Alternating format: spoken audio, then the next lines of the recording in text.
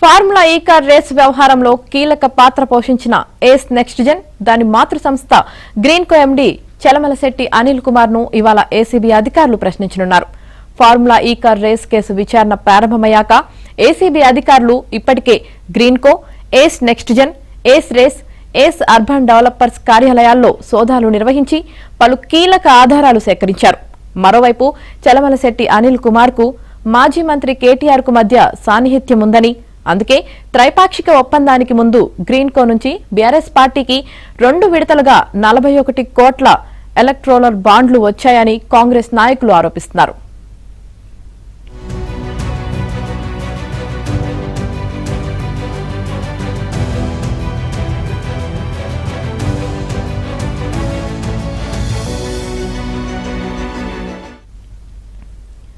హైదరాబాద్ వేదికగా 4 సెషన్లో ఫార్ములా ఈ కార్ రేస్ నిర్వహించడం కోసం పురపాలక శాఖ, ఫార్ములా ఈ ఆపరేషన్స్, ఏస్ నెక్స్ట్ జెన్ మధ్య 2022 అక్టోబర్ 25న త్రైపాక్షిక ఒప్పందం జరిగింది.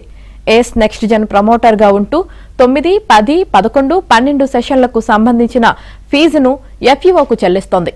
వాస్తవానికి ప్రమోటర్ పాత్రలో తెరపైకి వచ్చిన ఏస్ నెక్స్ట్ జెన్, దీని సిస్టర్ కంపెనీ ఏస్ రేస్ కు స్పోర్టింగ్ లో ఎలాంటి అనుభవం లేదు.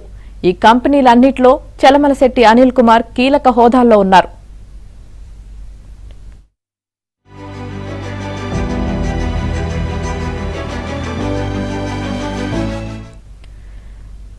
బ్రిటన్ కు చెందిన ఎఫ్ఈఓతో మాజీ మంత్రి కేటీఆర్ తొలి దఫా చర్చలు జరిపిన తరువాత హఠాత్తుగా ఏస్ నెక్స్ట్ జెన్, ఏస్ రేస్ కంపెనీలను 2022 జులైలో రిజిస్ట్రేషన్ చేయించారు. రిజిస్ట్రేషన్ కు 15 రోజుల ముందే గ్రీన్కో నుంచి 10 కోట్ల ఎలక్ట్రోరల్ బాండ్లు బీఆర్ఎస్ పార్టీకి అందాయి.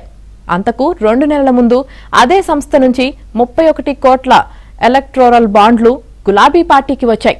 ఆ తర్వాతే ఏస్ నెక్స్ట్ జెన్, ఏస్ రేస్ కంపెనీలు తెరపైకి రావడం, వీటిలో ఏస్ నెక్స్ట్ జెన్ కు ప్రమోటర్ హోదా దక్కడం జరిగింది. ఏస్ నెక్స్ట్ జెన్ కంపెనీ ఎఫ్ఈఓకు చెల్లించాల్సిన ఫీజు కోసం అనిల్ కుమార్ కు చెందిన ఏస్ అర్బన్ డెవలపర్స్ నుంచి 90 కోట్ల రుణం తీసుకుంది. ఈ విషయం ఇటీవలే ఏసీబీ తనిఖీల్లో వెల్లడైంది.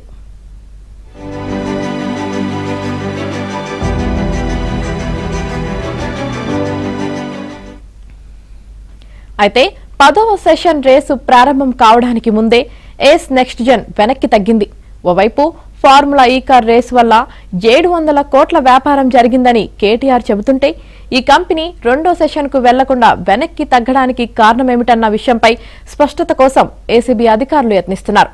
ఏస్ నెక్స్ట్ జెన్ వెనక్కి తగ్గడం వల్లే 2వ ఒప్పందం జరగడం, ఒప్పందానికి ముందే 45 కోట్ల 71 లక్షల హెచ్ఎండిఏ నిధుల నుంచి ఎఫ్ఈఓకు చెల్లింపులు జరిగాయి. అనిల్ కుమార్ కంపెనీల నుంచి 41 కోట్ల బాండ్ల రూపంలో అందడం వల్లే కేటీఆర్ ఈ కంపెనీపై న్యాయపరమైన చర్యలు తీసుకోవద్దని అధికారులను ఆదేశించారా అనే విషయాలను ఏసీబీ పరిశీలిస్తున్నట్లు సమాచారం.